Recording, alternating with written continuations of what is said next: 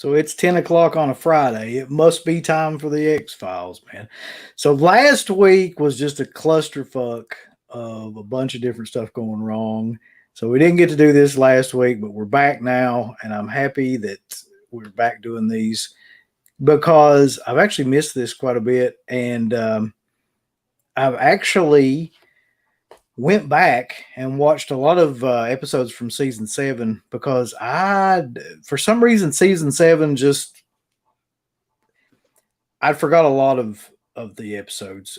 And I don't know if this was a time period when I'd maybe like tuned out, stopped watching as much, things like that. But yeah, so I had to go back. And by the way, anybody that's watching this, I don't know if anybody's aware, but you can see all of the seasons on this app called Freevee. They're all up there. They have ads in them, but still, like every season is up for free. So nice. Yeah, that's how I watched it. Because I was looking around, I was like, Hulu doesn't have it anymore. Hulu has season 1, and that's it. And then I guess Freevee's got like all the Freevee. By the way, the only notable thing about Freevee is it's where Judge Judy does her new show.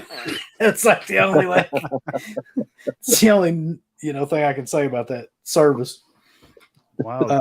I wonder how that works. Like, I know Hulu owns it, or I guess Disney owns Hulu, and then like that would be their spot where they would stream something like that. So I wonder why it's only season 1. That's kind of weird.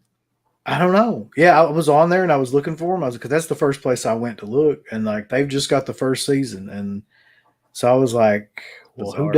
who does have it? And then fucking Freebie of all things has got every season. Yeah. So I did watch some of it as well. I mean, I got the Blu-ray, but for those who don't have it, there is something called archive.org, and someone put like all the seasons in one video. Wow. Oh Jesus. Like all 9, like all 11 seasons, but there's timestamps. That's archive.org for you. People can do stuff like that. Try to do That's that on amazing YouTube. though that they do that. Yeah. Yeah, that's cool. Season 7. Oh wow, yeah. That's what I'm just gonna tell you though. Shitty cover. Yeah. Shitty cover. I have no idea what the hell they were doing. Like, It looks like it's airbrushed or like photoshopped or something. I much prefer the DVD artwork over the Blu-ray artwork. It's so bad. What's that behind them on the cover? They're in like Mars.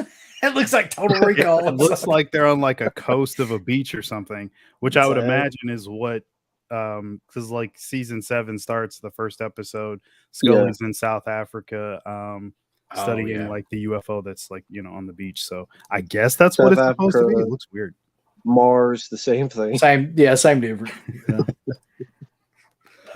So I don't know, man. Let's first of all, let me pull up our episode guide here before I forget that. But I can just tell you though that I always thought, and people say this too, that season 7 is one of the weaker seasons. And I will tell you right now that in my opinion, going back and watching a lot of the episodes of this, it is really not. Like I liked a lot of the episodes in this season. And I remember quite a few of them. Like after I watched them, I was like, oh yeah, like I remember this. Like plus here's a weird thing about this season though. Just as an overview of this season. The weird thing to me about this was some of these episodes had amazing visual and special effects in them, and some of them looked like they were fucking made like on a MS-DOS or something. Like I can't. There was such a discrepancy First between person shooter episodes. Got to be yeah. Like really okay, bad effects. You take Hungry.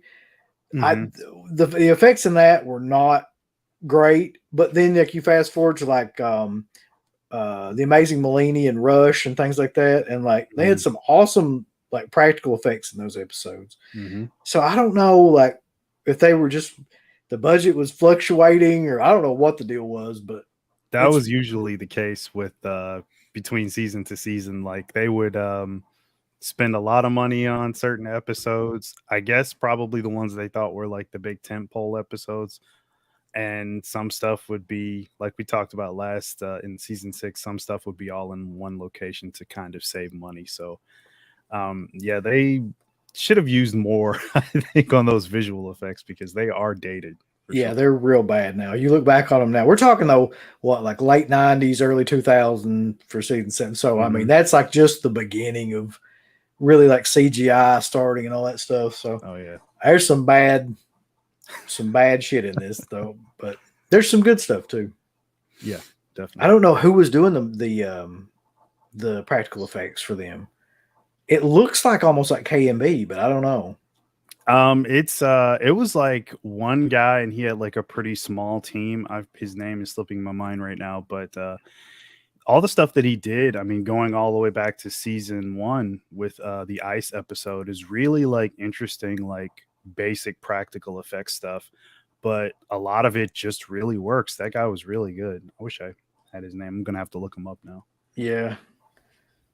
Look him up, man, because shit, I've got so much stuff going. My computer would fucking explode if I tried to.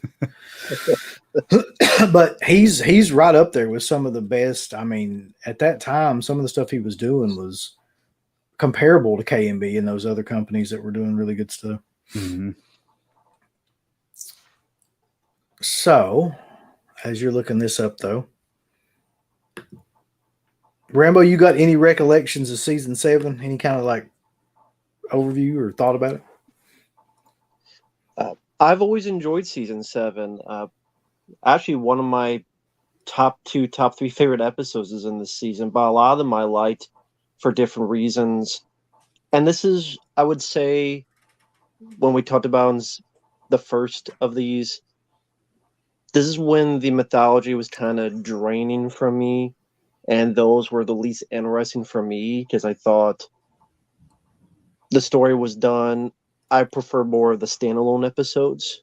Yeah. I remember this was where I was adamantly watching it from week to week because this is when one of the times when we had cable.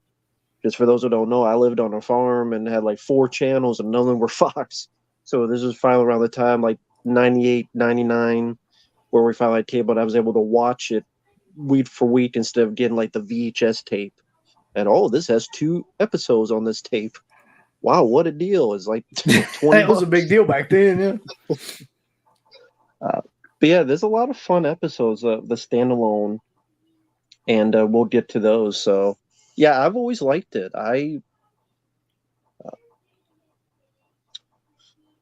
It honestly is in my probably top 3 or 4 seasons, like favorites, like for the batting average. And then there's first person shooter, but there's but They've got, I mean, I kind of agree with you, though. They've got some really good episodes in this, like some good standalone episodes and some good mythology episodes, particularly like the ones that deal with Mulder and Samantha and all that stuff. Like, so this was the season in which they attempted to close that out in the most fucking depressing way possible. Like, I was just like, God almighty.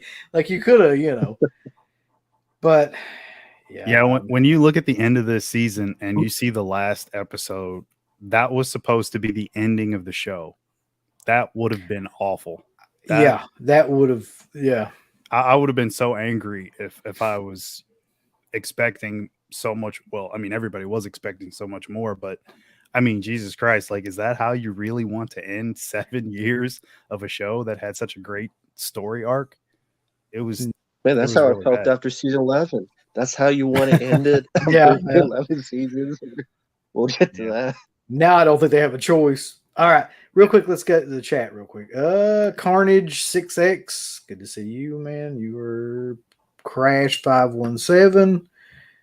Radkins is on here. Good to see you. Business of Fear.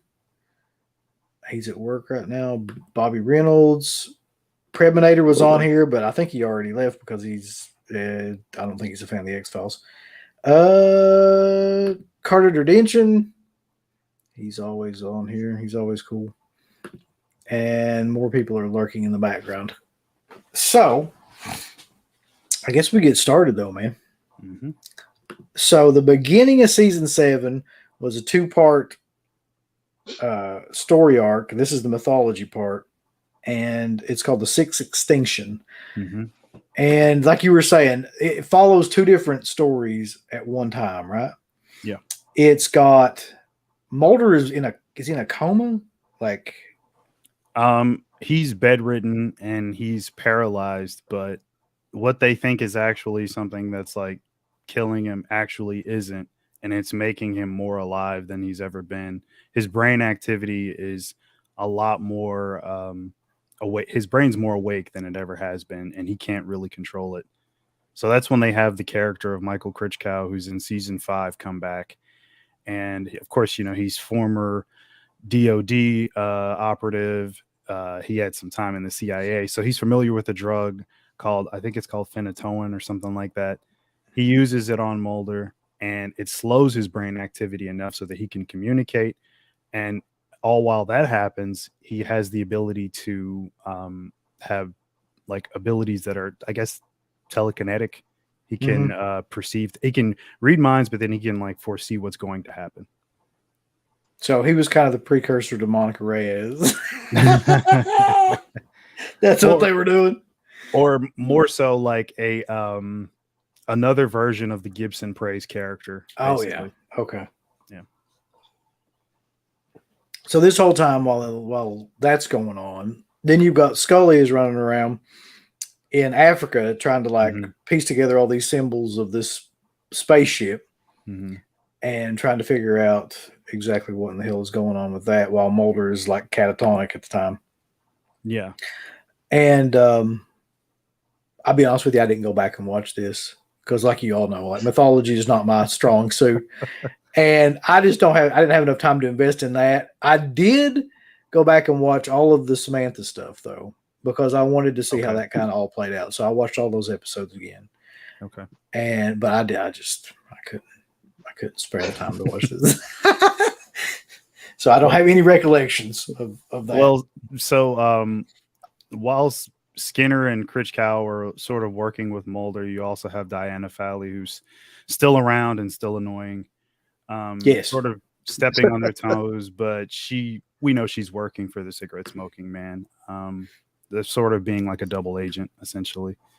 And because Scully is away and she's not there, she's found a lot of things that play into stuff that would come along in season 9 with the spaceship having human genome sequences written on the craft, pages of the Quran, passages from it. So it basically means that like we are possibly put here by the extraterrestrials, the colonists, essentially. Like, it's kind of a far out concept, but it would mean that we are at least part alien or we are alien. So they put all that. See what you need to do. Episode. If you need to get Jesse Ventura to investigate this, like that show where you have a conspiracy. Yeah. I do remember 2 things. I remember they brought back in a dream scene Deep Throat, which was interesting to see him again. Granted, it was a fantasy, like his memory. Yeah, that's like, I thought 2. You were dead. Yeah. So as I see that after again, I want to say it's Jerry Hardin, I believe. That's him. Yeah. And it seemed like they did stuff. I don't know how the ratings were, but it seemed like they did stuff to advertise it to try to get people watching instantly from the season. Because I remember, and this is in the advertising, the cigarette smoking man's like, "I'm your father," like Darth Vader. That's right. Yeah.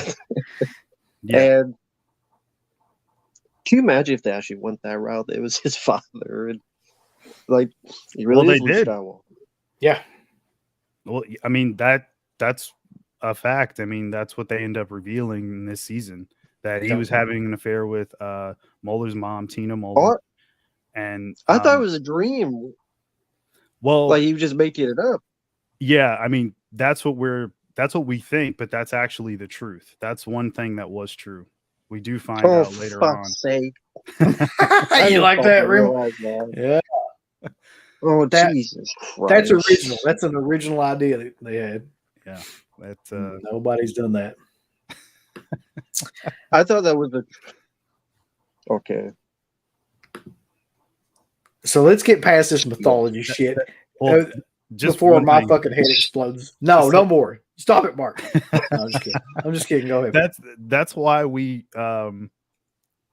we have the dynamic with Spender. I mean, he's Mulder's half brother. Yep.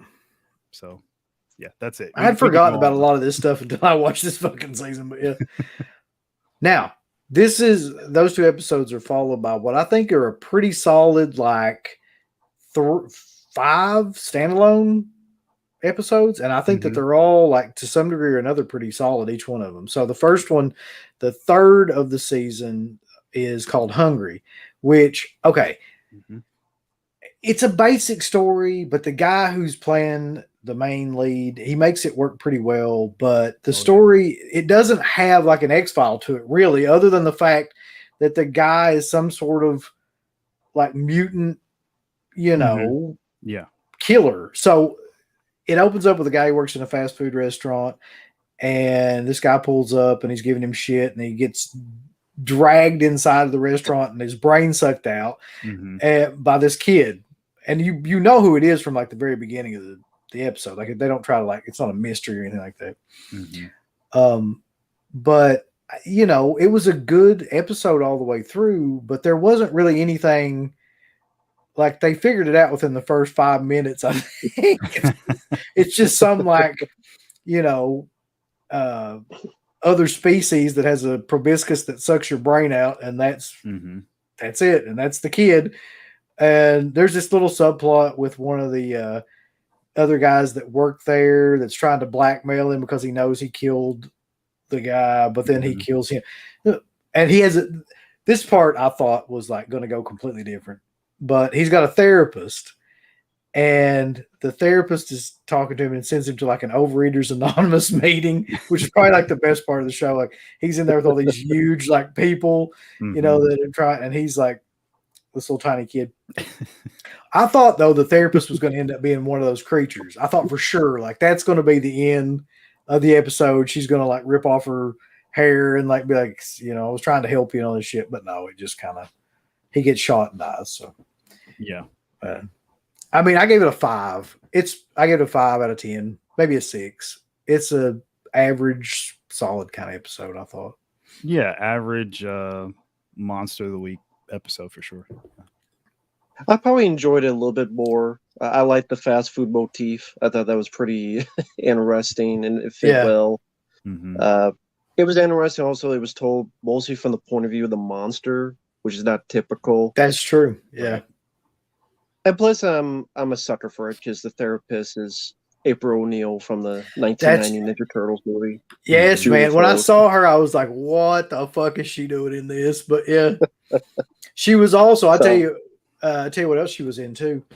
I think it was, she was the mother in Halloween Town. I think. Okay. Was she? Yeah, I believe so. Yeah. It's been a while for me on that one, so you're probably right. Okay. But yeah, so she's got all kinds of like cult films on her resume and stuff. I think she was in the awful Elm Street remake as well with the Freddy glove. Oh God, was she in that? I think, like, was she a doctor? I think she was like a doctor when the fucking. I could be a fever dream. So if so, I'm sorry. I mean, yeah, they did their best to ruin everything about your childhood with that movie. So yeah, I could see them throwing her in there just to amp it up a little bit. Yeah, but why are you screaming? I haven't cut you. Why are yet. you talking? What? Got you yet with them fried taters? Yeah. Billy Bob Thorne gonna play Fred Krueger. That guy should be ashamed for the rest of his life. That shit. Anyway, Jackie really. I actually like the next. Actually, like the next. Where's episode 4? It goes from episode 3 to episode 5. What the fuck is episode 4? Episode 4 is Millennium. It's not even listed on this thing that I'm looking at. I can't believe that. Yeah, it skips from 3 to 5. I can believe it. Son of a bitch. Okay. Out of that one. Yeah. So, Mark, you want to talk about that one since I got no frame of reference for it? Yeah. So, Millennium is actually somewhat of an important episode for Millennium fans because Millennium ended and we weren't really given like a final. I know we weren't really given like a final send off for the Frank Black character, which is played by Lance Henriksen. Yeah. So he comes in this episode, asks for the help of Mulder and Scully, and they basically go on a mission to stop, like, I think they're zombies. I know they're back from the dead, but I don't think they specifically eat people. But I guess you'd call them the undead, I guess. Are they back from the dead and ready to party though? I wish. They try to do some killing, so if you want to call that partying, yeah. Sorry, go ahead. What's up, Rambo? You look pissed. Because I'm such a fan of Millennium, and I Mhm. thought this was just there's no way you could link these two because it was going to be an X-Files through and through, and as an X-Files, it's just like 3 zombies in a basement. That's Mhm. really what it ends up. And for to be the end of Millennium, I'm like, that was all the build up for the Millennium end times for all you watching this show and enjoying it. It's Mhm. Lance Henriksen stuck in a basement with like 2 zombies. I'm like, it That wasn't sounds, satisfy any. by the Yeah. way, Go ahead. Rambo, 2 zombies in a basement sounds like the worst fucking death metal band ever. Well, I mean, there is a bunch of other like minutia that's going on in the episode that you would only care about, I guess, if you're a diehard Millennium fan. But I do agree, it is kind of a weak ending, but you can only do so much. And I think about 40 minutes is an episode, or 42 minutes. Yeah, that Yeah, it was. yeah. That's the problem. Yeah, And I think the biggest yeah. resolution was Frank Black being reunited with his daughter, which the Millennium Group, I yeah. believe, abducted for a while there. So, And that was kind And of the other fitting, big though. thing, Oh, go ahead. the Sorry. other big thing is, no, you're fine. They kiss at the end. That's the big thing about the episode. yeah, Is they that's finally right. do kiss. That's the Mhm. episode they actually kiss at the end. Mulder and Scully. Mhm. Let me stress it. Not Lance Henriksen and Mulder. That'd be a different show. That would be awesome. Mulder and Scully. I would watch that over and over again. That'd be today. You know, Yeah. Triple X Files. The woke files. The woke files. That's right. I hope to God they never bring back the X Files, because you imagine how fucking woke that shit would be now. Like, it would be awful. Yeah, Disney has talked about doing different things with it, but nothing has ever moved forward. So we can only hope, but I think we know it's inevitable. It'd be like Velma. Oh God, dude. Okay, so Scratch Bruno says that Lance Henriksen is one of the coolest and nicest guys he's ever met. I actually saw him at Scarefest last year. I didn't go up to him or anything like that, but he was like, he talking to people. He seemed like really, really nice, and he was really like That's cool. going out of his way to, like, you know, spend a lot of time with each person that came up to his table and stuff. You can always tell, like, the people that are actually like trying versus the people that are just sitting around collecting money. Mm-hmm. And not paying taxes on it, which I'll never fucking understand, but that's another story for another day. So episode 5 was a really, really good one in my opinion. I really like this episode. It's called Rush. It's basically like the story of this high school kid, or so you believe. It's this high school kid. Yeah, it is. You're right. Teenagers go in a cave and they get powers from something in the cave. They go into a cave, they get powers from it. They come out and they can move faster than like the speed of, you know, sight or light or whatever that you can see or anything like that. And of course, they use it to just like do like randomly kill sheriff's deputies and teachers and things like that. Which is some gnarly deaths. That's what I was getting ready to say. Like, I was like, what that shit in that one scene looked like something from Terrifier 2 where he like caves the guy's head in with the flashlight. I'm like, yeah, and shoves his glasses through the back of his head. Yeah, they showed that on network TV, man. Like, yeah, in 2000, that was some pretty. And then there's a really killer scene too where the teacher gets impaled by a chair and it's like stuck into the wall behind him. That was awesome too. But anyway, so you find out, like, you know, there's this material that they leave behind whenever they do this stuff that Mulder and Scully, whenever they go that fast or whatever, that Mulder and Scully's like trying to figure out like what exactly it is. And that's how they come to the conclusion that it's something moving so fast that you can't see it. And then it's a murder mystery kind of episode where you're trying to figure out, like, you know, who did it and whatnot.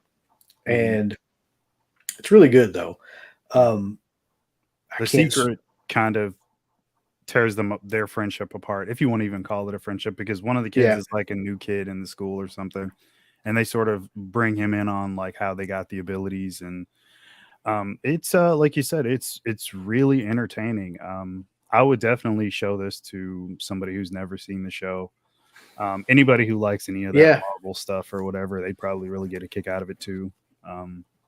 It has a really good like teenage angst theme about it too as well. So It does, like, and that's kind of the thing I noticed about it, is that it just kept playing on that thing of like they keep saying throughout that episode, like, you know, nobody understands me, or there's that whole dynamic going throughout that episode. Rambo, you remember the one?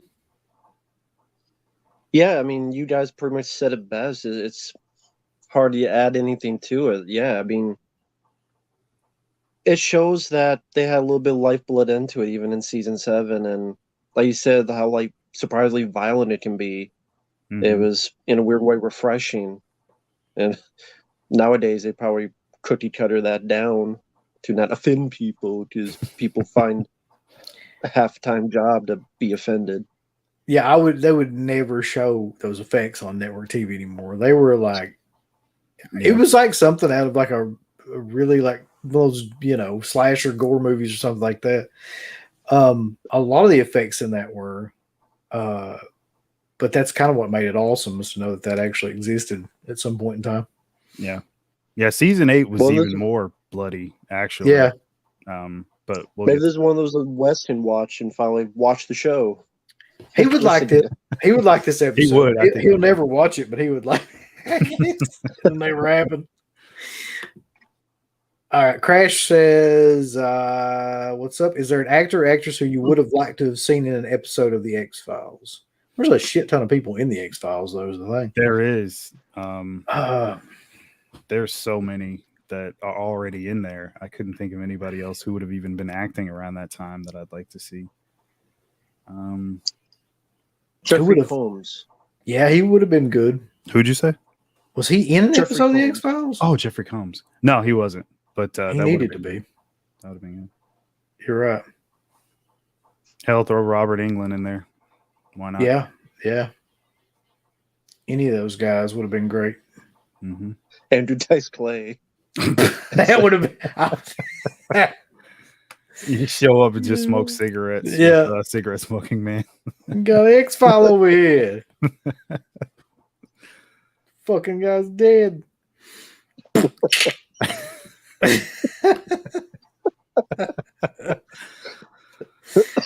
right. The next one I thought was really good too, man. The Goldberg variation is episode 6. That has a young Shia LaBeouf in there.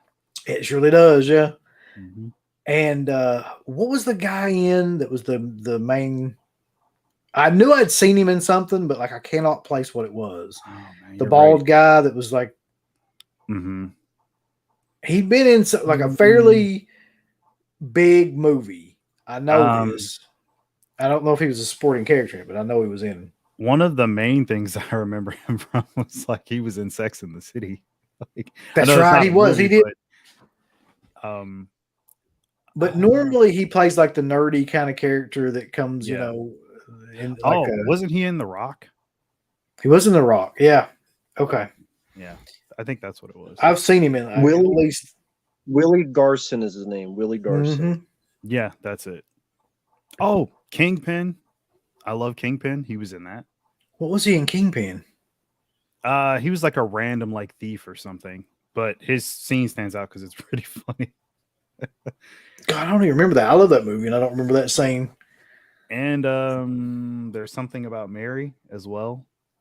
He's like the guy who's like got all the zits on his face, and he's like friends with Ben Stiller at the beginning. Oh no! That's fucking. That's the guy from Cabin Boy. No, yeah, he's in it too. But you're right. You're right. The high school. Like right. He's like his chiropractor or something later on in the. I got you. I thought you were talking about. I forget what that guy's name is. Elliot, something Elliot. The one I was thinking of. Yeah, Chris Elliott. Yeah. All right. But anyway, the Goldberg. Willard Yeah. Garson. He was in Ford Fairlane with Andrew Dice Clay as well. There you go. I think Yeah. Ford Fairlane like blows up his car or something. Yeah. So the premise of this one is it's either really stupid or genius, depending on how you look at it. But it's basically that this guy has amazing luck, but Mhm. anybody else around him, when something good happens to him, something horrible will happen to them. And If they they try really to cash in on his luck. yes, if they try to cash in, I was like, yeah.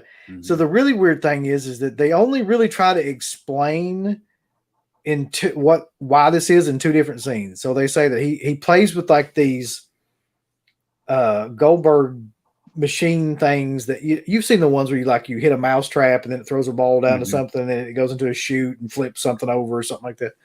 So he does those all the time. And then the other part they try to explain is that he went down in a plane crash when he was younger and survived. And then after that, he had like all this luck. And that was it. Like they really don't go any further than that. It's just like Mhm. he survived a plane crash and now like he's got the best luck in the world. It opens Was with a that a TV really show called Strange Luck? I think that was a guy survives a crash and then he has. Okay, they go probably ahead. just ripped off there's a lot of stuff that just ripped off the X-Files. I was thinking though, like there's some really good scenes in this episode just in general. Like so basically he becomes a human version of those contraptions. So like stuff Mhm. happens to him where so in the beginning he's playing cards with the mob because he's trying to win $100,000 to help this kid who's got hepatitis, I think. Yeah, he's trying to save Yeah. Shia LaBeouf so he can get like an emergency procedure to save his life. Yeah. So he wins, of course, because he's got all this luck. But then, like, they get pissed and they throw him out of this window, and that's like the contraption part because he falls down, but he ends up falling down into like a storm drain and into a net, and it saves him. He just gets up and walks away. So all this, anytime anybody tries to kill him, some weird like series of events happens that they end up killing themselves or like get knocked out or something like that. I don't know. There's something about the episode that I just really liked. I think it's like the idea behind it, and also the fact that he's doing all this stuff to try to save this kid, and ultimately at the end, not to give it away, but yada yada yada, like things get reversed and et cetera, et cetera, et cetera. But yeah, I don't know. I feel like I'm going too much into these episodes. Like I need to just shut the fuck up. You're fine. It's really memorable. It's one of the better ones. So yeah, I'm a sucker for those Rube Goldberg contraptions. So the fact that they incorporate that into not just the stuff he does as a hobby, but to a living person was a unique idea. That is and unique, yeah. It was more of a, I don't know, want to say sweeter because there are some people who die, but it's not about a monster. It's about this is a guy trying to do good and try to do well. So it wasn't the same, opposite of Hundry, I would say, of the main protagonist. That's good. Yeah, that's a good example. That's why it didn't feel like the same thing over and over again, which some TV shows do. CSI. I can't just name drop that. Law and Order, CSI, Lost. any of that shit. Grey's Anatomy, anything. Yeah. Afro's on here now. How you doing, man? Oh, what's up, man? He says he loves your backdrop. That shit's on point and fire, by the way. Oh, thanks. Business Affairs says he's going to have to start watching these episodes. Yeah, dude, that's kind of the point. Watch the fucking episodes. Sorry. All right. What would you rate that one, though? I would give that one about a 7. I feel like I like that. I would give Rush an 8 and that one a 7 if I had to. Yeah, all the same. And then the next one. Yeah, go ahead. Oh, I was just going to say the next one is one that I have a special place in my heart for this particular character. I don't know why. It's one of my favorite episodes, the first one. But this is the follow-up to that. So this is where Irresistible was the original episode that had Donnie Pfaster in it, and this is Orison, which is the follow-up episode, which is really bizarre. But you talked about it somewhat before too, Mark, where it's basically like this reverend is trying to like rehabilitate Donnie Pfaster's character and thinks that he can do this, and like so he he brings him in, and I think doesn't he eventually like somehow or another like gets him out of prison and like tries to. So Mulder basically finds out that Reverend Orison has 3 times the blood flow capacity to his brain because he gave himself a lobotomy. And now he's able to perform like mental hypnotizing tricks on people. So he uses that to break. I'm going to try that. See if that works. Right. He uses it to break Donnie Pfaster out of prison and sort of rehabilitate him on the fly in his own way. And they kind of insinuate that he's done this before. And I guess it was somewhat successful before because he never got caught, at least until now.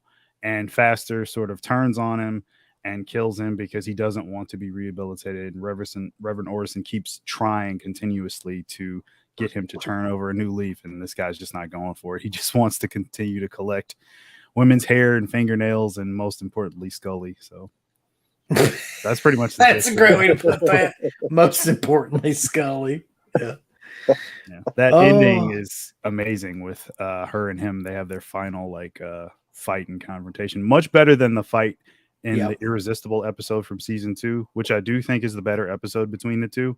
But I think the confrontation between them in this episode is much better. Yeah, like I said, Irresistible is just for some reason it's always been one of my favorite episodes of the whole series. So anything with him in it, Nick Chinlund, I really like. I think he's an excellent actor for that part, especially. Yeah. And he's just got a lot of stuff where he's just, he's clearly trying to make it look like he's one way, but then like he's like completely another way, to try to weasel his way around this stuff. And he does a really good job in that role. And was there anything in this one about the shape-shifting bullshit, or did they just completely leave that out this time? Yeah, he's digging a grave for the Reverend, and well, it's supposed to be the other way around. The Reverend is, I think, kind of gives up on him, and he's forcing him to dig his own grave or something like that, and then he ends up putting the Reverend in it. But before that happens, he reveals his true self, which, if you guys haven't seen the episode before where I explain that, it's a play on the Dahmer thing, where Dahmer's victims saw him as a demon from the drugs that like he injected them with when they hallucinate. So yeah, it seemed like they tried to push more of the monster angle in this one. Yeah, I saw it. Yeah, go ahead. What? Wes, look at this cocksucker. He probably watched one of the worst episodes. That's the thing. I swear to God, man. Like I was watching season 7, and I was sitting there thinking to myself, if you watch these and you can't find like some enjoyment in, like, there's something wrong. Like, because they're just, I mean, as even standalone like TV pieces, they're amazing. So, I don't know, man. Get drunk, smoke some weed, do something. That's what I want to know. Did you watch Space? Yeah, he watched Space. Watch that. Wouldn't that be killer if that was the only thing he tried to watch, and then he's just like, "No, I'm never gonna do it again." Repose or something. I think that one's a little bit abstract, though. For your first, suggest watching a comedic episode first. Yeah. That's not the best introduction, but hey. All right, here's what you do tonight. You ain't got nothing better to do. I know you. So put on either like Irresistible. That would be a good one. Mm-hmm. What season is that, Mark? Go. Season 2. I just want to see if you can do it. Season 2. It's called Irresistible. Try that one. If not that one, Rush would be a good one from season 7 that we're talking about. Try that one. And then get back to me. And tell or me watch Die Hand Diver Let's from season 2. Yeah, that's true too. Where the Satanists impregnate a girl and they kill her fetuses by sacrificing them to Satan, and they repeatedly rape her over and over. Maybe that one's more for Steve, though. I don't know. No, you ain't gonna have to wait a while. God, he's aggravating the piss out of me. Jim Power says he likes turtles, by the way. I just want to let y'all know. So do I. Nice job. All right. I also like this one a lot too. This next one might be up there too with some of my favorite standalones of this season. Mm-hmm. The Amazing Maleeni is episode 8. Mm-hmm. I'm a sucker for anything with like magic theme kind of stuff in it anyway. Mm-hmm. So this was a good Well, one. here's a real quick. There's a movie that stole this plot, and it's a film called Now You See Me. There's a film made later on with like magicians, and then it's actually a plot and a steam. You find out at the end what all the steams were. Like that's literally this before that movie came out. So that movie stole from this because that's literally what it is. It's you think it's magic, but you've an idea of everything away. You find out there's a bit of a con artist type of thing going around, and I think he's a real magician, the older guy with the beard, and I mean I'm sure you guys will better explain it, but like I said, I agree. I thought this was a fun, again, different type of episode, so that didn't, like I said, feel the same like perpetual. Yeah, I mean, to it. It opens and has the appearance of something supernatural, but it's completely practical in every regard. So it's one of the more unique ones for sure. Yeah, there's really not any. There's no X-File to this, really, is there? Like they're just really good con artists, like and like sleight of hand guys. Yeah. So I guess the only part of it that's X-File-y at all is in the beginning of it. You've got this magician, the Amazing Maleeni, who his big trick in front of this crowd is that he rotates his head 360 degrees. And then you fast forward to a couple minutes later, he's getting into his van and his head completely falls off, which was great, by the way. I don't know if you noticed that, but the prosthetic head that they used for that was fucking spot on. Like it's one of the better ones that I've seen like that. And so everybody's like, what the hell? And then, there's a video of it, which I guess is what gets it to Mulder and Scully. And they're looking into it, and there's this guy who was there while the trick was going on, who's supposedly trying to help them figure out what happened, but you find out that that's not exactly the case later on. I'm gonna fucking kill Wes, man. I saw that. Amazing Maleeni makes some great baked ziti.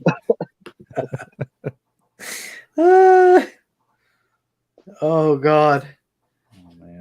So it's just a really good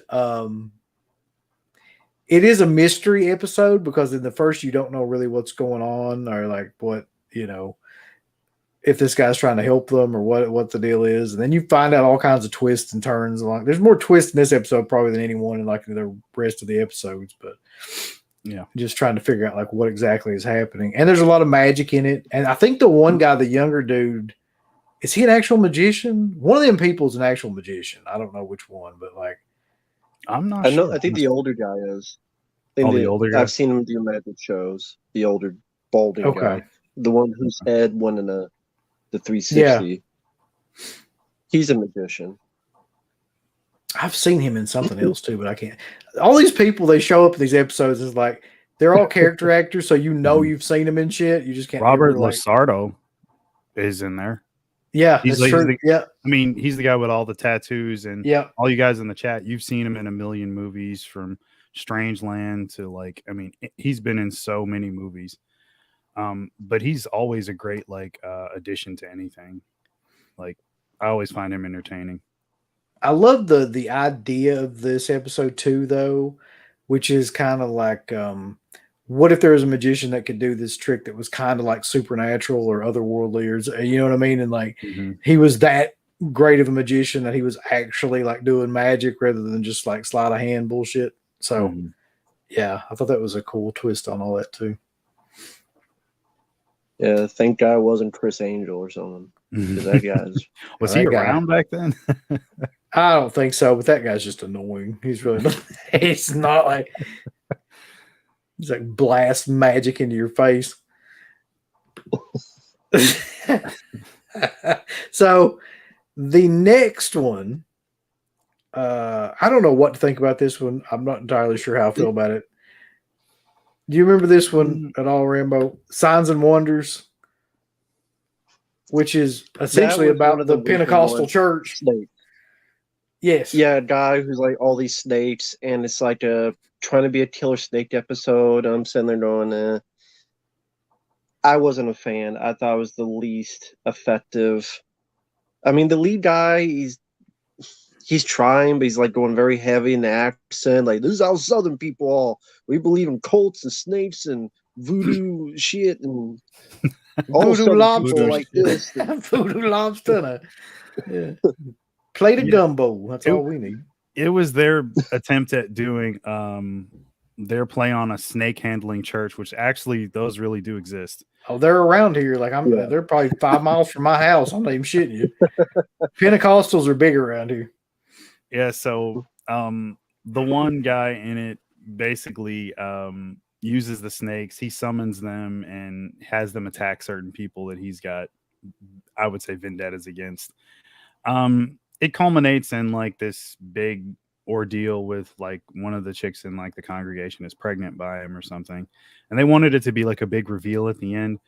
But to me, it's just okay. Like I wouldn't ever recommend this episode. It's not the best, but it's not the worst either. There's far worse, like Space.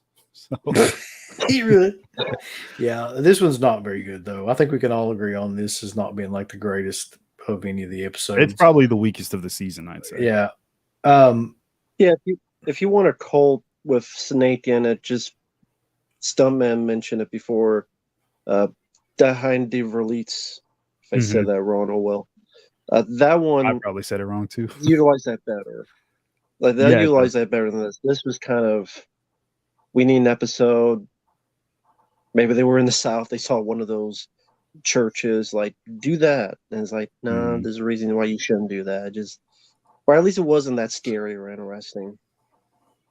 I tell you the truth though, man, around here about once every 6 months, some asshole dies from trying to like prove his faith by like handling a bunch of snakes and ends up getting like bitten and then dies. I'm not even kidding. Like that happens regularly in this area. Oh my god. It's like, dude, listen. Like I know what you're trying for. Did you two ever go into one? Like just to see? No, I've never been into anything. If you're into the Pentecostal church around here, you're essentially in a cult. Like that's no shit. Like you're not getting out. You were probably born into it too. Like they don't take kindly to people just coming in like whenever. Oh, so it's like Jehovah's Witness. Yeah, it's real serious around here. But there are some other Pentecostal churches that don't do that stuff. Like there's different variations of it, but there are the ones that seriously exist where they do the snake handling and everything, the talking in tongues and all that.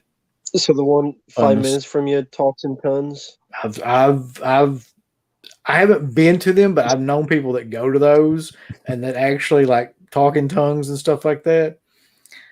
All I can say is I don't really care how much your faith is. Don't try to kiss a fucking viper. If you opt out of that, if you can just get away from that idea, that would be great. Tongue kissing a jackal. Don't kiss Randy Orton? Come on. What's wrong with Randy Orton? Don't kiss chicken viper, of course. Yeah, you get an RKO out of nowhere into the hospital. Okay. That'd next be funny, one, like an animated, just have a mouse RKO snakes. I want that, just make that X-Files episode and a comedy be better than Signs and Wonders. It's a piece of shit episode. It actually would be better. This is not a good episode.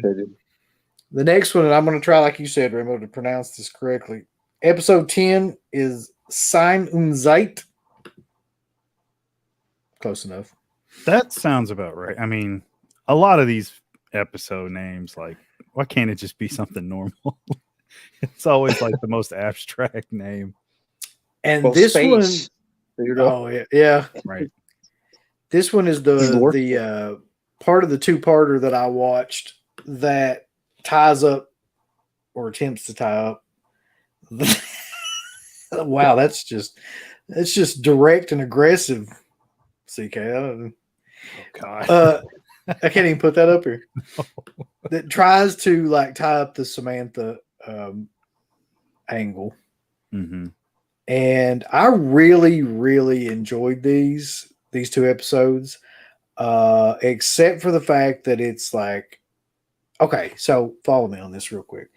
Throughout the whole beginning of this series, like one of the So biggest, I just saw the yeah, I just saw the comment because it wasn't going on the YouTube thing for a while. It popped up. I'm like, oh, okay, that's great. Okay. Can't say it.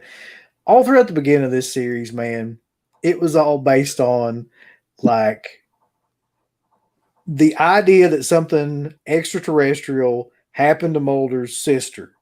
Mm-hmm. And that's what you were watching it for a lot of the time, was to figure out, is she coming back? Is she alive? Did she get abducted? Is she, are they going to like find her? So that being said, these episodes were really well done, but I was like, fuck. Like, it just gave me that moment where I was just kind of like, so this is what, they're going to say happened. Yeah. Okay. I was left underwhelmed What would you have? by it too. Yeah. What would you have preferred, either of you? What would you preferred if you were in the room? And it's like you got the control. What would you do with Samantha? Like I'm the Vince Oh, by the McMahon. way, yeah, you're the Vince McMahon. By the way, real Pal. quick, like, because I asked this before, that Emily girl, Scully, that character died. That's what happened to Emily. She died because I was like, what happened to her? Doesn't she go into a coma and then die or something like that? Yeah, Everybody goes and into like a coma on this disappears or show. something. Have you noticed that? There's people going into comas more than Everybody has cancer on this show. That's true. Another thing I noticed. Cancer and comas. They should have just called it that. Well, Smoky Man Danny got hit by a missile, but he didn't go. It's so ridiculous. Like every time you say it, I just get flashback to that. You're right. Okay. What will we do? That was a question. Yeah.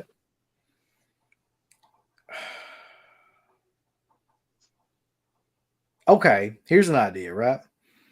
So why couldn't you have like a Dwayne Barry-esque kind of character that comes along and meets up with Mulder and is like, while I was up there, yada yada yada, I saw your sister, and then eventually like trades himself out for the sister who's still alive, and then the sister comes out like, and Mulder reunites with her and she's still alive, but she's older and yada, yada, yada. Or maybe she's still the same age because they did some sort of anti-aging kind of like experiments on her or something like that. So she's still like a little girl and all this. I mean, anything else that had some sort of extraterrestrial component to it would have been nice. Yeah. For continuity's sake and to add on what you just said, I would have just had her returned. I mean, all of the people that had been abducted before usually get returned at some point. Like, I mean, Cassandra Spender, for example, was a repeat abductee, and she was returned countless times. And she was offered up by the cigarette smoking man, as was Samantha Mulder by William Mulder. So it would only make sense that at some point she just get returned.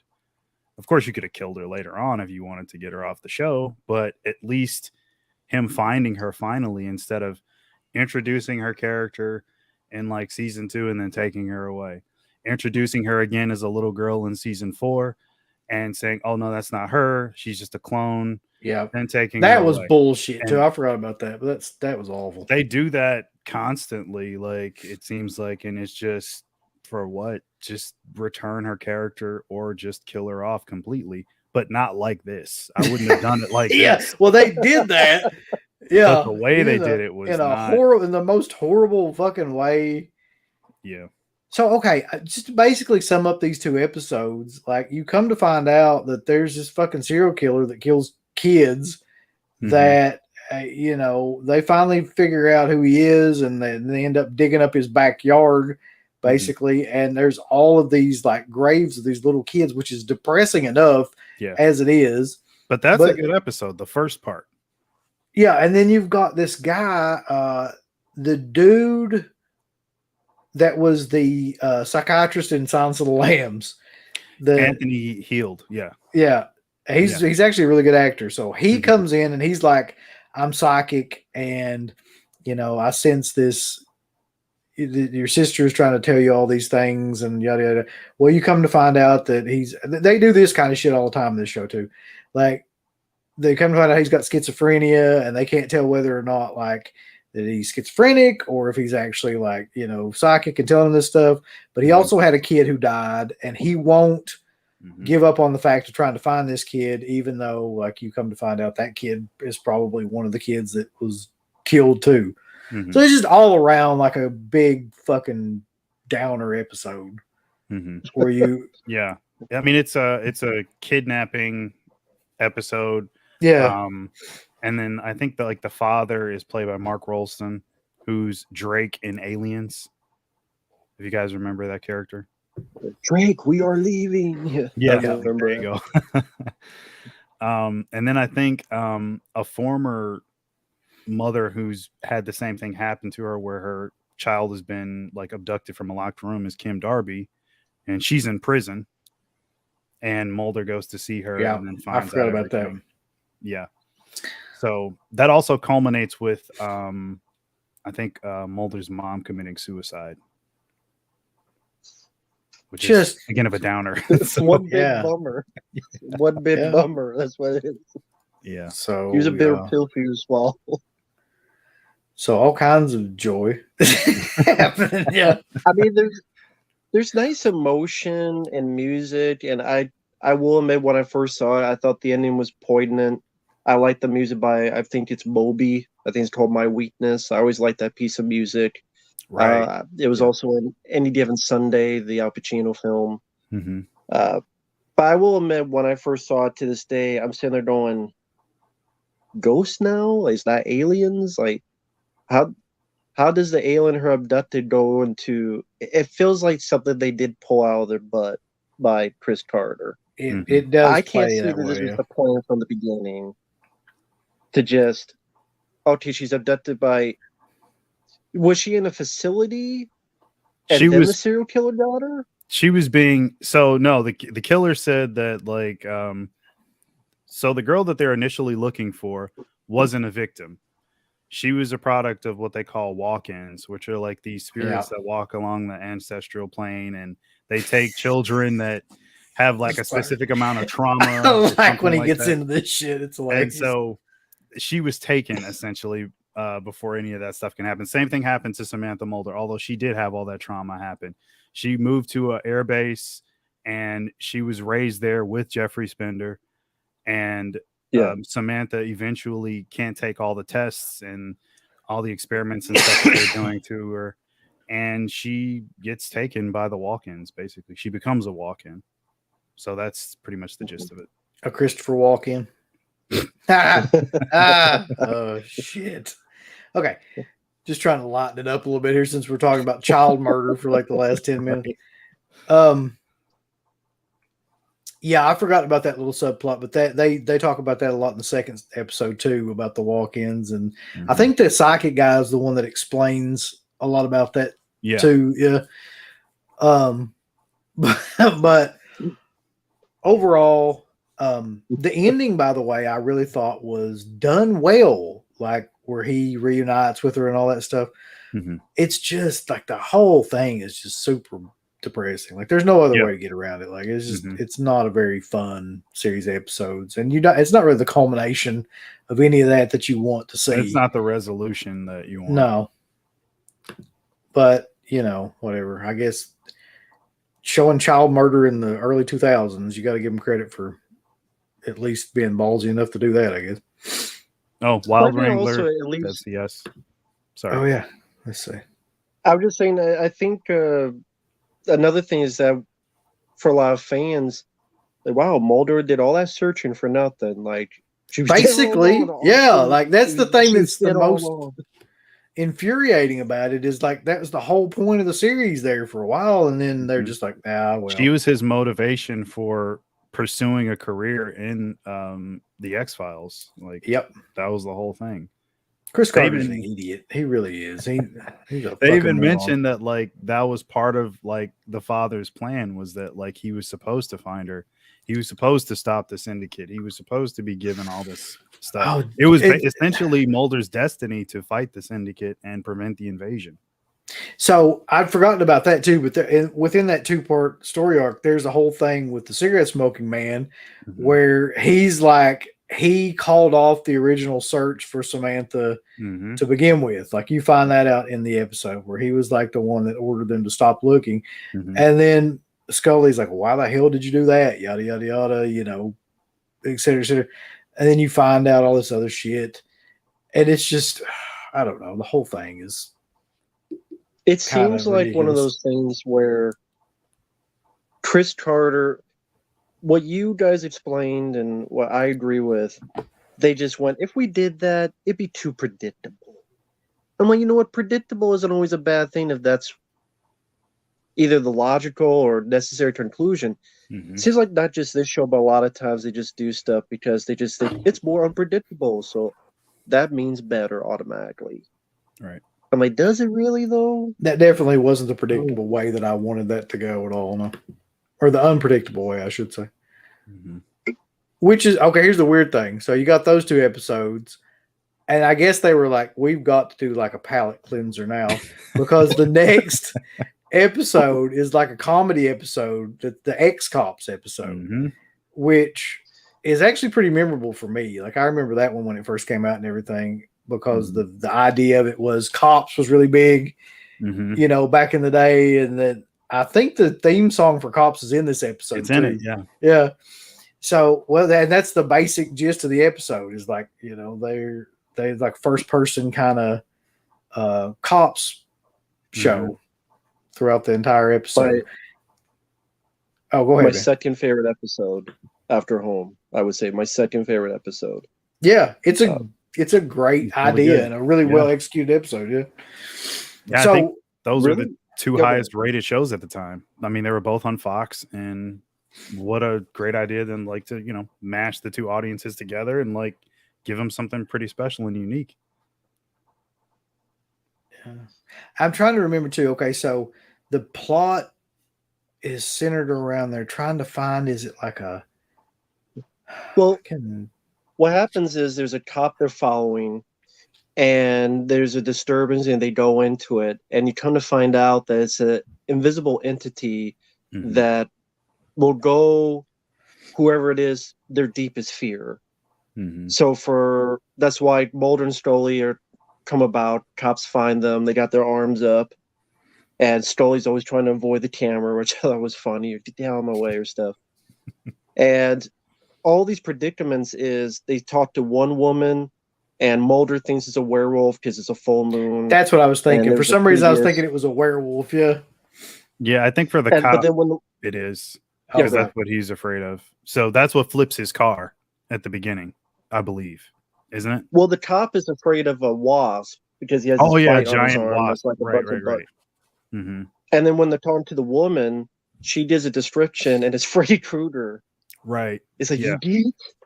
And Mulder's like, get him? Go get Freddy Krueger? And the artist's like, you don't really think someone dressed like Freddy Krueger running around, do you? That would have been the time to bring in Robert Englund. That would have been great, yeah. Do a little quick cameo. Cameo there.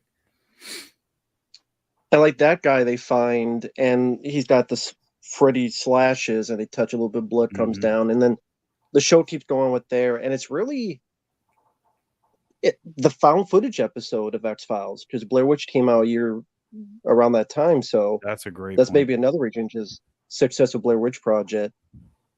And yeah, this is like their one time to be able to do a found footage episode, and this is the case. And Cops, fit really well. Just a very fun one. And again, you can't show a monster because there would be proof. So the show is someone's fear throughout each one. It always, like I said, it was different. It looked different, obviously because of the format, and it had some fun comedy on it, but also had an interesting idea. Like a lot of combination of what makes X-Files work. And one of the better crossovers for shows, Cops and X-Files. It's unique. Yeah, I remember the one character, the prostitute, she was like afraid of her pimp. He said he would like twist her head off or something. And then Like they a find chicken. her, like a chicken, and then they find her head is like 180 degrees the other way, completely Yeah. twisted off. Yeah, so that was Scully can't be live TV. That lady said fuck. yeah. Like Mulder said that to Scully. Now, let me ask you this, because this is another part of this episode that I'm pretty sure I remember. 23 years later, what are your thoughts about the gay couple that they show in this episode? I'm just like, that's rough to watch, man. I don't know if you nowadays. could get away with that today. No, that's like the most Really? stereotypical. Like, Yeah. I was just like watching that, like, oh man, like that is real bad. Yeah.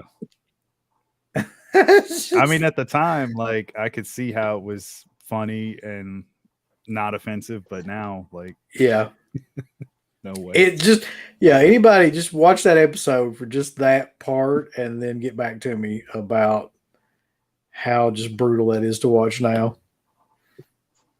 Episode 13 of season 7 is first person shooter. It's all y'all's favorite, so get excited. Not my favorite at all. I mean, I like one of the guys that's like the co-star in it, Jamie Marsh, because he's in Brain Scan and he plays Edward Furlong's best friend in that. And they're both, I mean, if you guys know the plot of Brain Scan, it's about being sucked into a video game, basically. So it's kind of a parallel right there that he's playing the sort of same type of character, just a little bit older. But at this time, he's a programmer and he's made a video game where like you go inside of it. So for that aspect of it, I kind of dig. But in the end, even as a gamer, it's not high on my list to rewatch per se.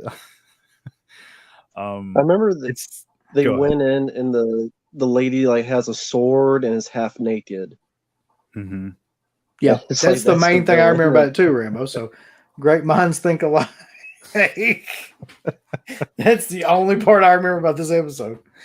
Yeah, I remember Carter talking about her and saying that like she wasn't the typical type of person that they would cast. They try to cast people that look real, basically not necessarily that attractive. And so they get this seriously seductive woman to play this character. And then they have the interrogation scene. That was their play on Basic Instinct with Sharon Stone crossing her legs. So, yeah, it's a little trivia there. I think the less we say about that episode, the better. Side note question from Jackson Jack is, have you guys ever seen a UFO? I have, actually. No. Oh, shit. Tell us the story. It's not that interesting. So me and a friend were driving home late one night, and we were actually driving through what's considered a UFO hotspot, at least for Illinois. I wasn't thinking anything about it. He's driving, so I'm like just in the passenger seat, just like looking around. I happen to look up, and there's like it kind of looks like a star, but it's a little closer than all the other stars. And its pattern of maneuverability was pretty astonishing, the way it moved. And it moved like from left to right, back left, back right, and then it shot in the air like at the snap of a finger. If you blink, you would have missed it. At this point, he was like stopping because I think it was like a stop sign or a stoplight or something. I can't remember. And he saw it too. So he's like, "Did you see that?" And I'm like, "I saw it. I was watching it the whole time." And this was way back. Like, I mean, there were cell phones around, but not like how they are now, where they're like in HD or 4K or anything like that. And I wouldn't have thought to pull it out of my pocket and record it anyway, just because it happened so quickly. But yeah, that was probably the only one that I can definitively say like that had to be UFO. The way it moved, nothing can move that fast. So it looks like a lot of the stuff that you see online today, honestly. That's pretty much what it looked like.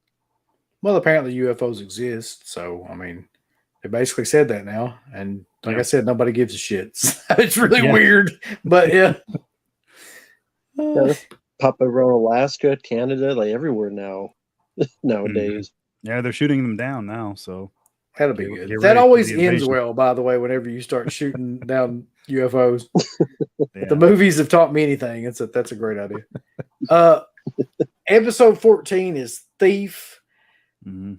I like the guy, the I main love guy Billy in this Drago. episode. Billy Drago's great. Mhm.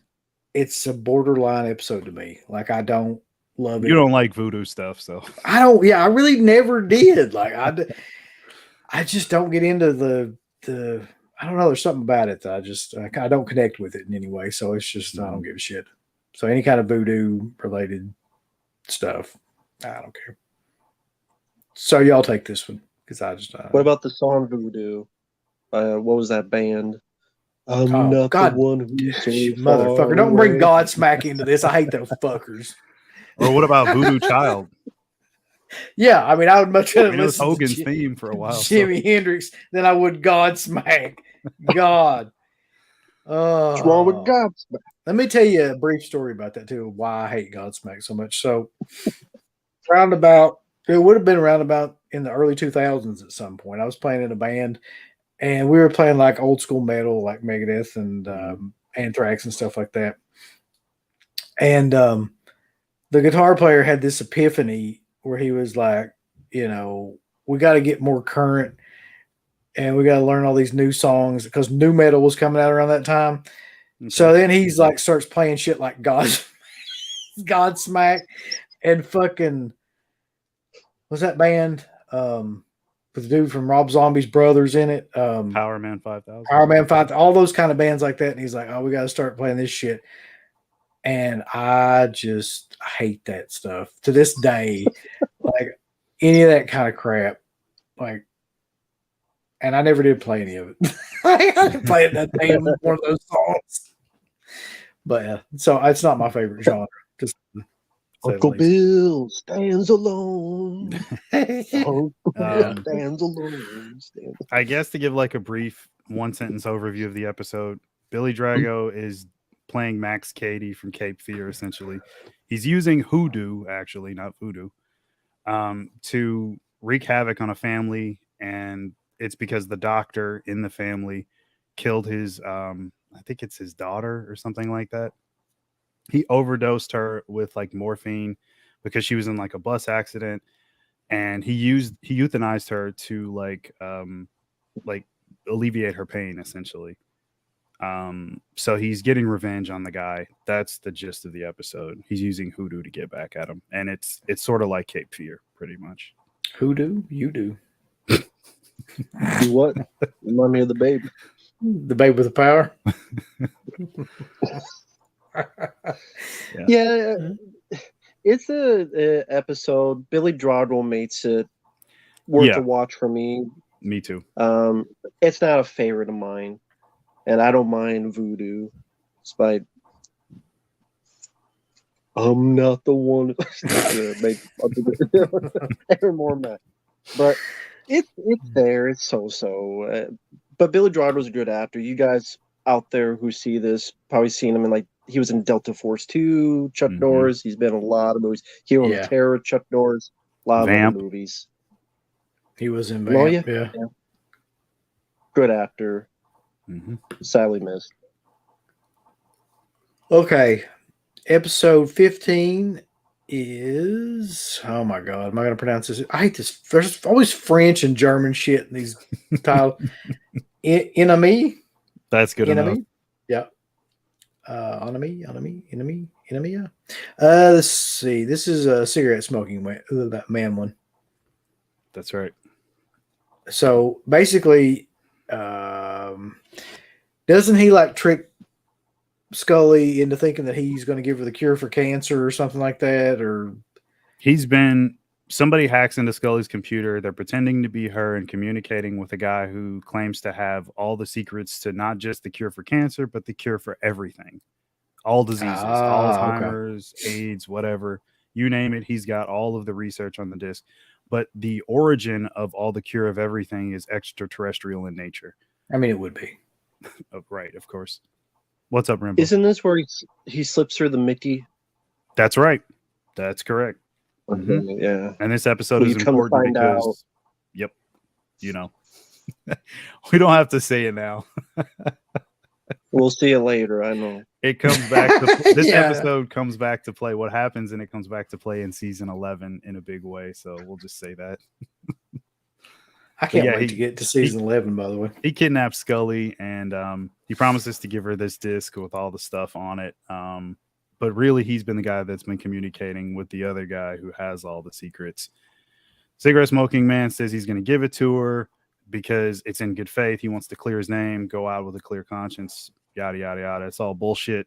He takes the cure and the disc and all the stuff and throws it in the water, sending her back home with a blank disc, and she takes it to the lone gunman. They analyze it. There's nothing on it. So that's it. I think at this point in time, they were just frustrating fans like way more than they needed to be doing that. Mm-hmm. It's probably a huge part of why like people started to kind of tune out of this stuff too. Yeah, it became more of a tease, and like that episode, really at the end of the day, other than the Mickey, Mm-hmm. what else did it really do or tell? It was Nothing. pointless. It must have been just skipped. So yeah, I don't know why you would do that. But I don't know what the thinking behind that is. Like I said, I think that they were doing way too many things just for the sake of like being kind of like how would you say it, like contrary to be doing. Yeah, contrarian. So I'd forgotten about this one, but yeah. The next episode is God damn these titles. Chimera. It's either Chimera. There you go. Thank you. Which I don't really remember this episode. The lady has like multiple personalities, but one of her personalities manifests itself in the form of like a creature that kind of looks like a demon. And isn't it shown in mirrors? Yeah, you can see it. This is all the mirrors. Pros or whatever. Mm-hmm. Yeah. Okay, I kind of remember that now. And what's up, Gus? It's her hatred in that personality is manifested, and it's because she doesn't know how to deal with her husband having an affair, and he's sleeping with like quite a few women, I believe, in the town. So yeah, she can't deal with it, and that's pretty much the episode. Is this the one where Scully is off on another assignment, and you find out like she was looking at it? It was just a hooker. Like a guy dressed up. Oh, I remember that. Yeah. Which I'm sure they handled that well back then.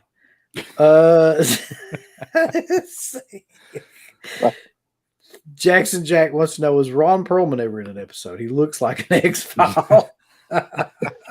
No, he wasn't, but he should have been. Yeah. That's so great. All right, let's just skip on then. What's up, Gus? Trying to get my shit to load. My computer's just decided to tell me no all of a sudden.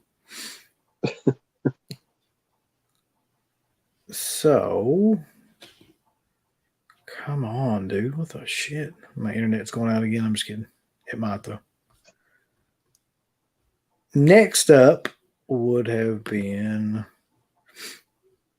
All Things, which is a primarily Scully episode that takes off in a... No. I remember this episode. I remember hating this episode when it fucking came out. Like, just because it really has nothing to do with anything else going on whatsoever. Mm-hmm. This is probably the one Jill will watch. He'll be like, Jillian. I could see that. Damn. I would say Gillian Anderson directed that one, and you could tell it was a bit more of an ego trip because there's a lot of very cameras going around her, above her, like trying to be very artistic, and it was just I think it was just a bit more of an ego trip for Gillian Anderson because she's finally did a directed episode. And of the two, I do think David Duchovny was the better director. Oh Both yeah, the definitely. Unnatural. he definitely was. Hollywood He was the AD, better which is writer later. too. Yeah. He wrote some really good treatments for like mythology episodes, all of which are some of the best in like season 2 and 3. And then eventually he went on to direct a few episodes. But like, yeah, he was way better of a writer for sure. Yeah. So if you want to watch an episode about like Scully going through an old affair, then this is this is the episode for you.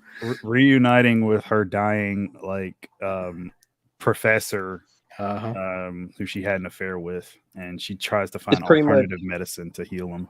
That's it. That's literally the whole episode. It's pretty much you gotta have faith. That's what it is. Yeah. All right, y'all give me your opinions of the next one because episode 18 is Brand X. I like Brand X. Brand X is, yeah, it's okay. I didn't mind it. It's the best like anti-smoking episode of any show ever. I mean, you smoke these cigarettes and then like you get tobacco beetles embedded, the eggs like embed themselves in your lungs and then they hatch and then they just start eating their way out of you. Yeah. Yeah, Stars Tobin Bell.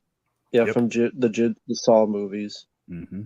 And yeah, I mean, Mulder gets infected at one point, and then they go nowhere with this. But there's like, is he going to smoke some more? Is he going to do this and that? And they never did anything with it. But yeah, it was an interesting idea. It was interesting. It was also nice because that's a bit where Mitch Pileggi had a bit more to do as Skinner. He had a bit more screen time. Mm-hmm. Which they didn't give him a whole lot throughout some of these seasons, but that was one that they gave him a bit more to do. So that's one of the reasons why I liked it. And I like that idea about the tobacco beetle things. I think that was a cool, different idea for an X-File. Yeah, it's super tobacco. Yep. Yeah.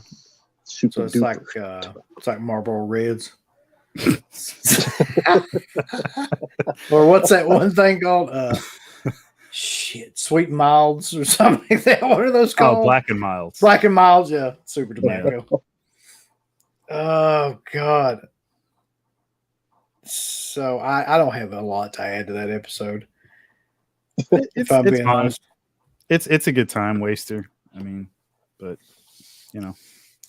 The next one I really, really enjoyed though, and actually really, really enjoyed it when it came out too, because the premise is like kind of out there for that time period, especially. But the next one is episode 19, which is Hollywood AD, where basically you got Mulder and Scully watching themselves portrayed in a movie and just being like really, really disappointed with how it turns out and how they're like that they see themselves and that. And it's actually a really cool idea for that time period because there wasn't a lot of meta stuff like that going on. But that's like, I'll always remember that episode too, just for that plot device that they used. Yeah. Yeah. Gary Shandling is Mulder. And Tay Leone is Scully. Yeah. Which wasn't Tay Leone either married to or dating David Duchovny at that time? They were married at that time. They were married? Yeah. Okay. Yeah. And I don't know, it's a comedic episode. It's got a lot of like the I mean, you got Gary Shandling in it, you know it's going to be comedic to some degree or another. He had like a really unique kind of sense of humor too. So or a way that he played those kind of things. Yeah, the big line is I'm in love with assistant director Skinner. That's the one that you're pissed and leave. What was the actual driving plot though? Like what was the behind was the whole thing just Jesus, like the clay, the pot, like something to do with the teachings of Jesus or something? Or like the Lazarus Bowl? I think it's to do with the Lazarus Bowl. That's it. You're right. Yeah. Yeah, and I think it could summon the dead or something like that, or summon spirits. And that's why at the end, all the spirits are on the movie set. I just what the set was built on a cemetery or something. I don't remember that part. I like think it was why? supposed to be a cemetery, but it was an actual set. I mean, I think it was just all just comedic. Like I don't think that Yeah. it was supposed to be, an actual cemetery. Just the idea that it was. So they made that happen. Like there was some guy like following them around, Mulder and Scully on that case, and he's taking notes for the movie, and then he incorporates everything into the movie, but it's all played up for more like a sense of heightened comedy. By the way, this is one of the ones that was written and directed by Duchovny. Mm-hmm. This episode. It's really good though. It's got a good sense of humor to it, and it's got like a really good kind of like idea behind it, and completely different than anything else they did throughout all the seasons. So for some reason, that one always like stuck with me growing up.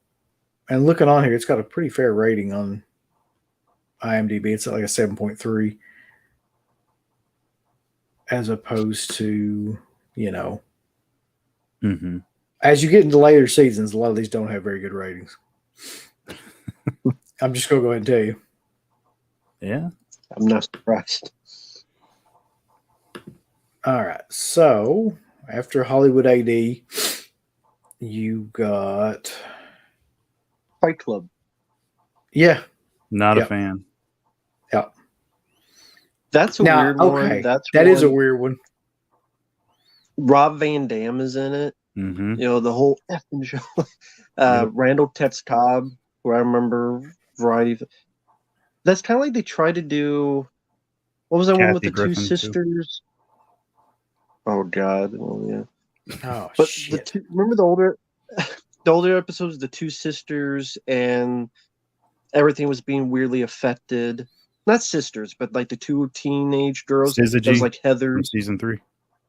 Yeah, it seems like they tried to do Sizzy again. Mark. Mm-hmm. Yeah, it's like, well, I think they're all doppelgangers, and if you get near your doppelganger, then something about the universe being offset. People get mad, upset. Yeah, and then everybody around them is affected, and their anger like goes through the roof, and they try to fight each other or kill each other. And doesn't Mulder get like sucked into a manhole at one point? Yes. It's for some reason. This is the type of comedy that I don't like. Yeah. This episode does not work for me. I'm not a fan. I never watch Fight Club. Yeah. I never liked this one either, though, and I remember the episode pretty well, though, about at least the plot and everything. But it's just one that never stood out to me either. So, what did you not like about it, Aaron? Like, was it the comedy? Was it the Kathy Griffin? Because you're like, oh god, Kathy. Well, yeah, one of the things that they tried to do is just jam a bunch of like cameos and co-stars in it and shit, and like that would kind of take the place of an actual any kind of thing like coherent about it. So, and they just tried to make it like like an all-star cult cast of people that would kind of, and it just something about the actual idea doesn't work that well. And it doesn't really make any sense either. This guy Rob Van Dam. Which, I mean, I will say I marked out for that even back then. Yeah, that's cool. But, I mean, that's it. Like, yeah. Not a good one. I agree. I'm 100% not going to be able to pronounce this next one. So somebody else should probably try. Just souhaite. That's good. That's good enough. Yep. Yeah, good enough. Yes. That's the genie one with the 3 wishes. Yeah. Yep. Yeah. I like it. It's fun. It works for what they're trying to do. And overall, I would probably give it like a 6.5 or 7 out of 10. I think it's fun. It's one of the more fun episodes without it being serious, but not necessarily comedic. It just has a nice even balance, I think. Being stupid. Even though there are some pretty comedic things in it, I don't really. It's not the focal point of the episode, basically. Other than like with like Fight Club, like that's the whole thing. It is comedy. It is all played for comedy. By the way, go ahead. I was just going to say, looking at this, I'm just kind of looking through some of this stuff, like the ratings and things like that. Mm-hmm. At this point, this episode got an 8 rating, an 8 Nielsen rating. We're talking about like when we were talking about seasons, 4 and 5 and things like that. They were getting like in the 20s. So in the mid to upper 20s sometimes too. So it's like this really is kind of starting to teeter out at this point. Yeah. I think it boosts back up in season 8. Like they get back to like, I think it's like 15 million viewers or something, like for the first episode of season 8, somewhere around there. I remember it getting a spike, and the higher ups, the execs at Fox, were pretty happy with it because Robert Patrick was the reason that they wanted him to boost the 18 to 35-year-old like demographic, and they saw like a 10% increase or something like that. And the ratings even shot back up at that point. But I think it was also a lot of cliffhanger stuff with the end of season 7, the last episode, that kind of helped that too. I think also when you look at the season, I mean, this is one of the reasons I liked it, because I like most of them. But if you look at, it's more of a comedic season. Like there's very few like scary it is. horror. Yeah.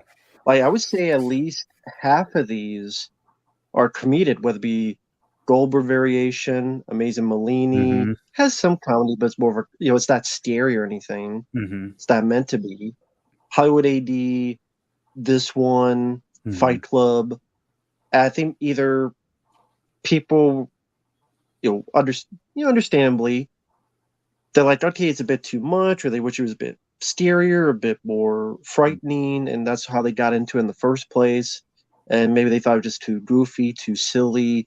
Like I said, a lot of it I like, but that's because for me it was like a nice change of pace. But for a lot of people, I think at the time it's like, okay, did you guys run out of ideas? Can you not scare people anymore? Maybe a lot of people kind of dropped off wanting more of the thrills, wanting more of a horror tone. And this definitely seems much less of a horror tone season, other than Hungry or a few others. Here's the weird part. But even Hungry wasn't scary, It really wasn't. It was played. It was played a lot for laughs. Yeah. Here's the weird part. So you've got, like, you're right, most of this stuff is just straight up comedy episodes, and right in the dead center middle of that is the most depressing goddamn episode of the whole series. That's right. So it's just really kind of all over the place. Like, that might have been part of the problem too. But this episode is, if I remember, it's just basically a play on the monkey's paw, where anybody that wishes anything, like something bad happens to them because they don't take in consideration like their wish, like exactly what it means. Like somebody gets hit by a car or something, and then somebody he wishes to be invisible and then gets hit by a car. Yeah, exactly. So it's that kind of episode. Which, I mean, there's been a lot of shows and movies that have done it. Kind of more friendly version of Wishmaster. Yes. Yeah. And then Mulder wishes for peace on Earth, and then there's nobody on Earth, and then he's got to wish it back. And then his last wish, he sets her free. Yeah. Like Aladdin. To answer this question, I have actually read some of them. I got like a bunch of them back there from when they came out. Was there a favorite you had, like one that stuck out more? I read those fuckers when I was in high school, man. Like, I can't. Okay. We're going on. It's been a while. So I was just going to say, it's been a while since I've been in high school. The Dick Demon had its last stand by now. It really is almost like completely like deflated at this point. They still did send you another one, right? Yeah, I'll hold my breath waiting for that. Yeah. I really wish we hadn't like completely shit on those guys before they sent that, but I don't think that I'm ever going to get that now. Yeah. All right. So to round out, though, there's just a couple episodes left of this season. To round out, and I'm going to really let Mark talk about the last episode because I know he's really been wanting to. He loves it so much. Requiem. But we got one more. Is there one more before that, or are we straight into that after this? I think that's the last one. Requiem is the one after. Yeah, that's the last one. All right, Mark, take it away. So we have the return of Detective Miles, who's the father of Billy Miles. Billy Miles was in season 1, episode 1.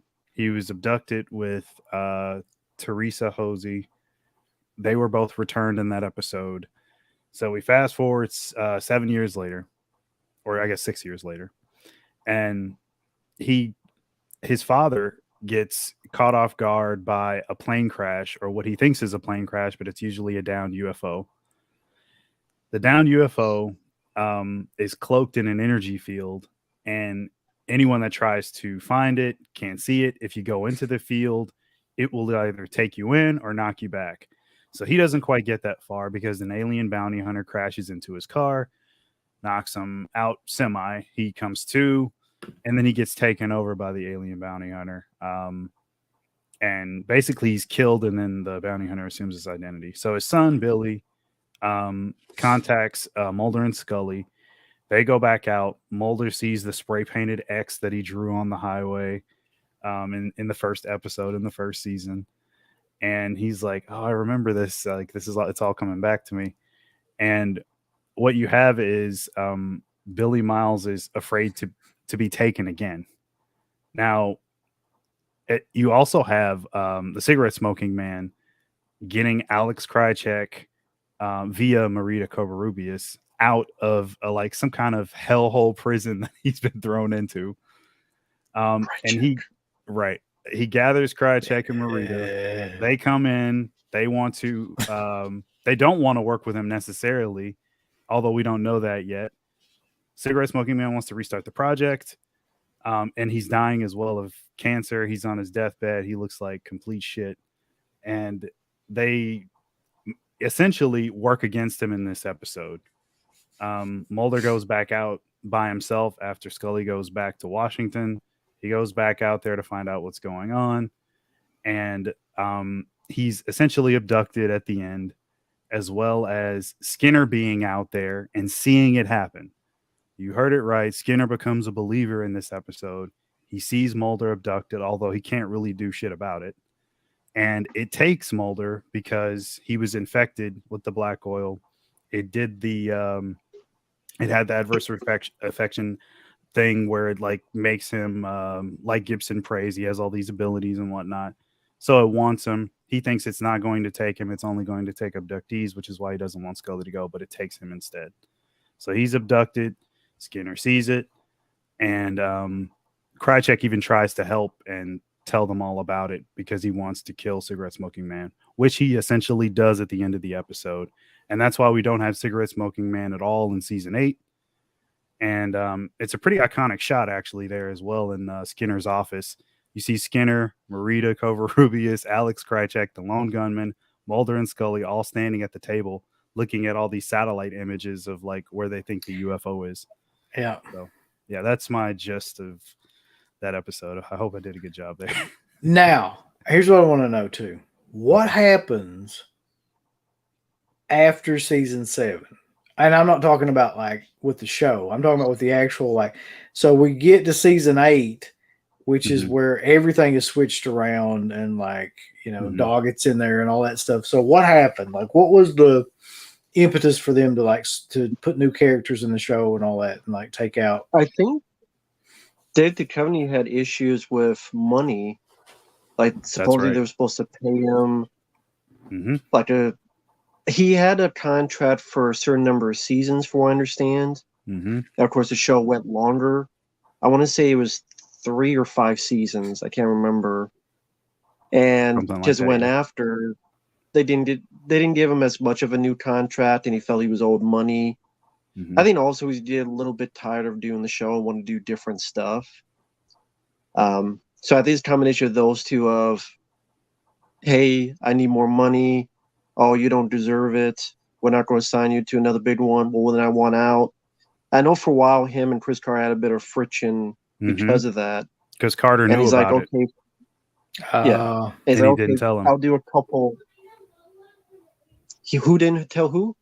Carter didn't tell Duchovny that the studio was going to like lowball him with the next offer, and he didn't tell him about like them not like paying his stuff on the back end. And eventually Duchovny sued Fox and won a big settlement. So if you can imagine the fact that they were already on bad terms with him not getting the money owed, then he's on not the best terms with Carter, but still working with him. And of course they patch things up later. And then like he wins a settlement. Like that's like a weird working environment. Yeah, You know what I would mean? imagine. Yeah. So he eventually agrees to come back on as a reoccurring role, but not the lead. And they were going to pay him what he was owed and everything. And like I think he's contracted for like 12 episodes out of season 8, or maybe 15 episodes, one of the two. So then he would be done after this, no more. That was kind of the other deal too. Yeah, after season 8. 9, he would not yeah, exactly. Yeah. He agreed to come back on for like the season finale of season 9, but that was it. Wow. So they really kind of screwed all it up. Mm-hmm. That makes sense. That's Fox for you. Yep. Where are they now? Yep. I think we all agree to this. I agree. On this. Yep. Season 8 has the best ending of any season, I think. And he's Sting the Scorpion says, I remember hearing that Nicholas Lay was going to have a bigger role in season 8, but that quickly went away. I wonder what happened with that. He has a pretty substantial role. I mean, he does quite a bit. All those, because there's like a section of like mythology episodes where it's like 4 or 5 episodes all back to back. It's all mythology. And he's in the majority of those, but I can't see how he would have had a bigger role. But I mean, he might be right. I don't know. Yeah. So I'm just going to go ahead and tell you that I don't know, man. Like season 7 is not that bad of a season, not in my opinion. Like it, mythology wise, may not be the best one, but in terms of like just an overall season that has some fun episodes and actually has some good episodes, I was pretty impressed with it. Do I think it's as good as like season 5 or 6? No. But it's definitely better than some of the shit that would follow it. But there's no way we're going to be able to do season 8 in this show. Like, I'll just go ahead and tell you. I didn't even notice the time. There's no fucking way. Because it'd be like another 2 hours just to get through season 8. So we'll save season 8 for next Friday, I guess at 10 too. Unless my internet explodes or somebody else wants to stream some bullshit or whatever else happens. So Sting of the Scorpion says that season 7 is the weakest for him. I would not disagree. I mean, it's not the best. There's a lot more comedy, not enough serious stuff. The mythology episodes are just meh. So, yeah. Oh, I forgot the other big revelation at the end. Skinner becoming a believer in the last episode, Mulder being abducted. We find out Scully is also pregnant at the end of. Oh shit! Yeah, I forgot about all that. Yep. Yeah. And she only tells Skinner. He's the only one that knows. She sort of keeps it a secret throughout season 8 for a little while, or for as long as she can. So I am really super excited though about season 8 because I'm going to go back and watch some of those too, and you'll love it. Yeah. Like those first 2 episodes are fantastic. The production value, them shooting in the desert, how great Robert Patrick is. It's just great. There's a lot of really good shots in it. I remember like really liking Robert Patrick in that season, and I thought that it was going really, really well, like I've said. And also really, really hating Monica Reyes, but that's a whole other. I didn't mind her that much. I mean, she was okay. Shit. Like, you shit ain't worth a shit, Mark. Like that character is awful. God almighty. Maybe I'm a little bit biased. I don't know. I rewatched some of it, and I agree with Aaron. I hated watching it again. I hated Monica Reyes. I really did. You guys? I'm telling you, she was just so flat, and I thought Robert had better chemistry with Gillian Anderson than Monica, and it's just her being psychic and whatever the hell feelings and knowing about dimensions and whatever the hell else was going on. I'm like, do we need all that shit invented her, man? I'm gonna put it to you this way: she's another believer. She's the Ernie Hudson of the X-Files. She's the fucking other Ghostbuster that nobody that does nothing, that contributes nothing to anything going on. That's a disservice to Ernie Hudson, man. Like, Mind Your Ray is beyond that. I mean, I did not like her watch it. I'll say that I did. That's a preview for next time. But yeah, I wish it was just either Robert Patrick by himself or just someone else or something. I don't know. Maybe different written character. Maybe, go ahead. I was just gonna say I really like Annabeth Gish. Like I really like her as an actress, just in general. I just don't like that role. I don't think it brought anything at all to that series, really. Oh shit, I'm halfway fucking psychic over here, or whatever. Like it's like you couldn't come up with anything like better than that. So I don't know. Like I kind of like her character. I'm probably biased. But isn't season 8 like your favorite season? So of course you have to like it, right? Like yeah I mean, why don't think she's in season 8 too much? It seemed much more season 9 that she's in. Yeah, she's in season 9 fully, and she like is more of a reoccurring character in season 8. She comes in like the middle of the season of season 8. Is she in like 3 episodes or something? Like maybe like I don't know if she's 4 in or more. 5. She's in like the last, but not like 2, big parts. And her bigger parts are in like the last 2 episodes, I'll say. Yeah. Yeah, and because it's mostly she's in. It's. Go ahead. Go ahead. Oh, she's in what? So she's in like the Dead Alive episode, This Is Not Happening episode, and then Existence and Essence, I think is the last 2 episodes. So maybe just 4.